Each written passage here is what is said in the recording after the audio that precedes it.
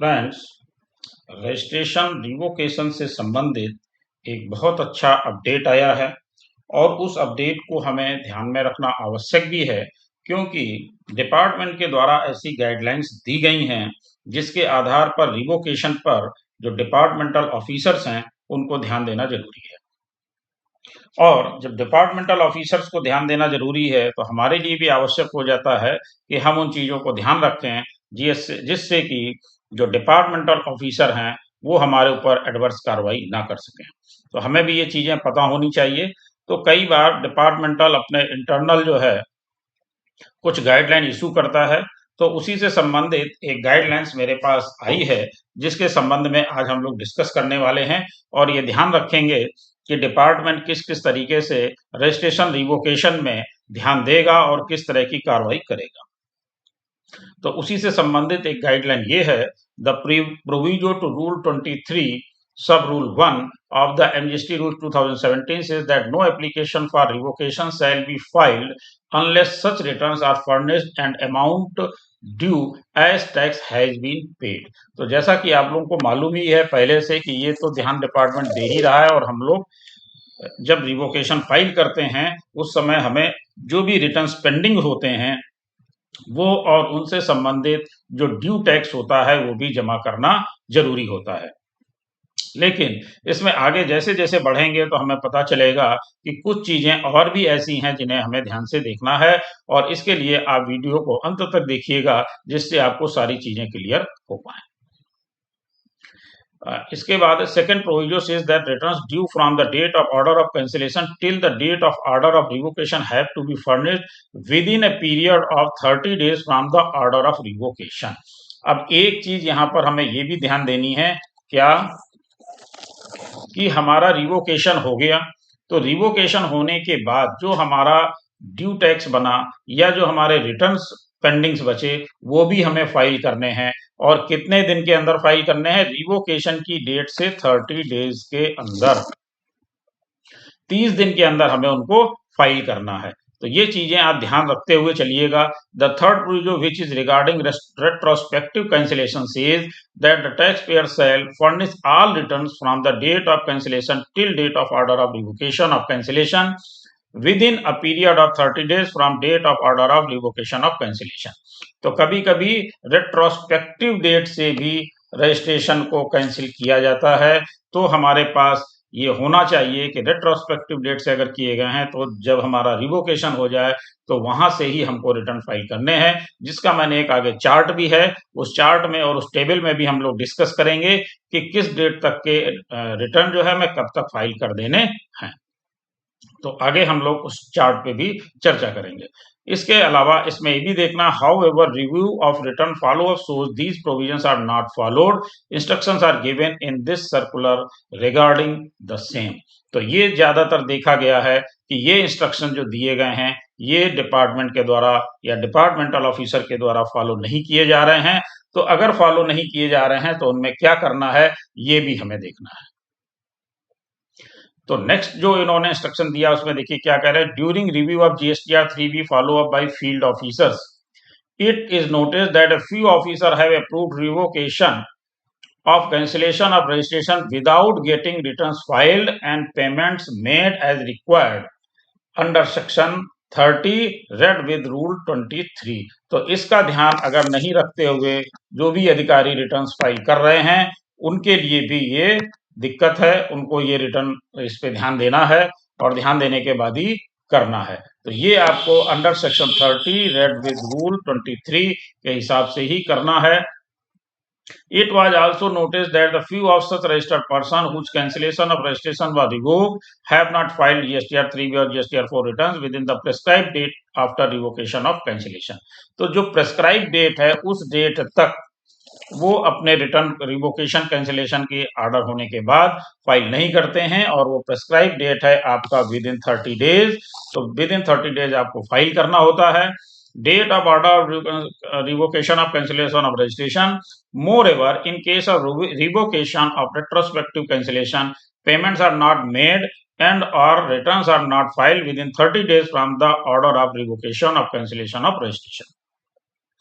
तो ये 30 डेज के अंदर जो हमें फाइल कर देना होता है, ये हमें बिल्कुल ध्यान में रखना है कि ये 30 डेज कहाँ से काउंट होने हैं। आगे हम लोग उस टेबल पर आने वाले हैं।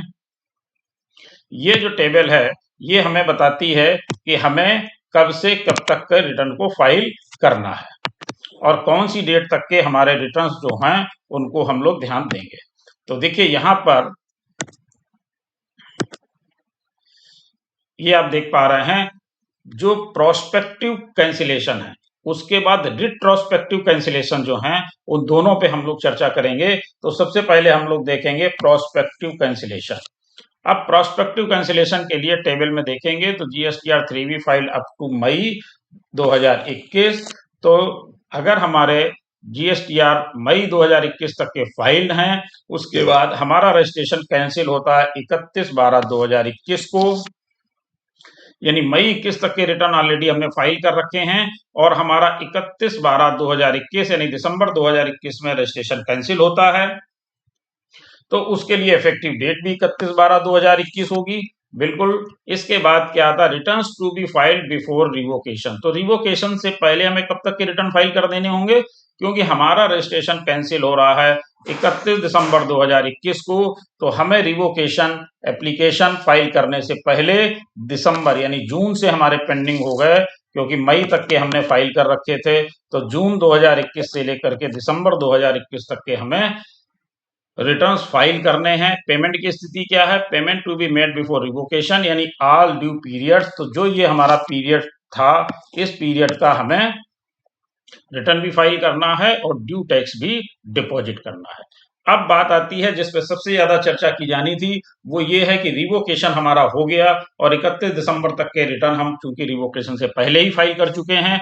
अब पोजीशन क्या है, तो अब पोजीशन ये है, returns to be filed within 30 days of revocation. अब यहाँ पर जो हम लोग 30 डेज की बात अभी तक करते चले आ रहे हैं वो ये है कि जब हमारा रजिस्ट्रेशन रिवोक हो गया उसके 30 दिन के अंदर हमें अपने सारे रिटर्न फाइल करने। सारे रिटर्न से मतलब ये है कि दिसंबर तक का तो ऑलरेडी हम फाइल कर चुके हैं, तो जनवरी से लेकर के जब तक हमारा जिस डेट को रिवोकेशन हुआ है उस डेट तक के रिटर्न हमें फाइल करने हैं। तो ये बिल्कुल ध्यान रहे कि रिवोकेशन के बाद हमें ये कतई नहीं भूलना है कि जो हमारे रिटर्न्स रह गए हैं, पेंडिंग हैं रिवोकेशन के टाइम तक, तो वो हम सारे के सारे रिटर्न अपने विद इन 30 डेज 30 दिन के अंदर फाइल कर दें। अब बात आती है प्रोस्पेक्टिव कैंसिलेशन मई में होता है और हमारा रजिस्ट्रेशन कैंसिल होता है 21/12 को। तो हमें रिटर्न फाइल करने हैं नवंबर तक के और उसके बाद दिसंबर से बाद में फाइल करने हैं। इसके बाद रेट्रोस्पेक्टिव इफेक्ट्स में मान लीजिए हमारा मई तक रिटर्न फाइल थे, लेकिन हमारा रजिस्ट्रेशन कैंसिल हुआ 31/12/2021 को। इफेक्टिव डेट ऑफ कैंसिलेशन उन्होंने क्या ली, 31/5/2021 को। तो हमें ध्यान यहाँ ये देना है कि रजिस्ट्रेशन जो हमारा कैंसिल हुआ है उसकी इफेक्टिव डेट थी 31 मई 2021, यानी कि हमारे मई तक रिटर्न फाइल थे और मई तक के 31 मई को रजिस्ट्रेशन हमारा कैंसिल हो गया। तो अब हमें जो रिटर्न फाइल करने हैं वो रिवोकेशन के बाद ही करने हैं, रिवोकेशन के पहले के सारे रिटर्न हमारे ऑलरेडी फाइल्ड हैं। तो हमें क्या करना है कि जो भी रिटर्न्स हमारे पेंडिंग बचे यानी जून 21 से पेंडिंग हो गए और जब रजिस्ट्रेशन रिवोक हुआ तब तक के रिटर्न हमें विद इन 30 डेज फाइल करने हैं, यानी हम आ गए ये विद इन 30 डेज वाले में। इसी तरह से रेट्रोस्पेक्टिव कैंसिलेशन मई 21 में है, 31/12/21 को ऑर्डर हो रहा है, लेकिन इसको 30/9 से ले लिया गया इफेक्टिव। तो इफेक्टिव डेट हमें ध्यान रखनी है, 30/9 से ले लिया गया। तो अगर हमने पहले फाइल किए हैं रिवोकेशन से पहले, कौन से फाइल किए, जून 21 से सितंबर 21 तक के, और बाद में हमें फाइल करने हैं अक्टूबर से लेकर के जिस दिन रिवोकेशन हुआ है। ठीक है, तो इसी तरह से रेट्रोस्पेक्टिव कैंसिलेशन मान लीजिए मई 21 में है और इसको ऑर्डर कैंसिलेशन किया गया 31/12 को, लेकिन इफेक्टिव डेट आ गई इसमें 15 अक्टूबर 2021, यानी हमें पहले फाइल करने हैं जून 21 से लेकर सितंबर 21 तक और इसके बाद रिवोकेशन के बाद फाइल करने हैं अक्टूबर 21 से लेकर के रिवोकेशन की डेट तक के। तो मेरा ख्याल है ये आपको क्लियर हो गया होगा कि हमें कब तक के कैसे रिटर्न फाइल करने हैं। इसके बाद हम आते हैं नेक्स्ट में,